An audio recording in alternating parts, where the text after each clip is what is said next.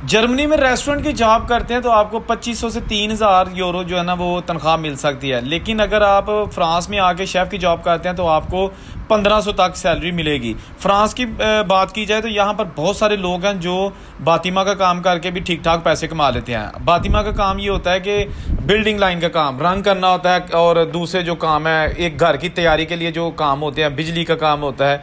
तो माशाल्लाह ये जो अभी मुबीन भाई को आप स्क्रीन पे देख रहे हैं, इन्होंने बताया कि जो भी फ्रांस में आके हमसे मशवरा लेना चाहेगा या हमसे रब्ता करना चाहे तो हम उसको गाइड करेंगे कि वो कौन सा काम ऐसा सीख के आएँ, और तंदूर का काम या पिज़्ज़े का काम किस में ज़्यादा पैसा है। क्योंकि असल बात यह है कि किसी को अच्छा गाइड करना, ताकि सारे लोग मजबूर होते हैं जो घरों से निकलते हैं परदेश के लिए, और फिर परदेश आके वो पैसे ना कमाएं तो ये भी बुरी बात है। उनके पेरेंट्स इंतज़ार कर रहे होते हैं कि हमारे बेटे ने अभी तक पैसे नहीं भेजे। तो किसी को कहते हैं कि अच्छा गाइड करना जो है ना वो भी सदका जारिया होता है। Thank you.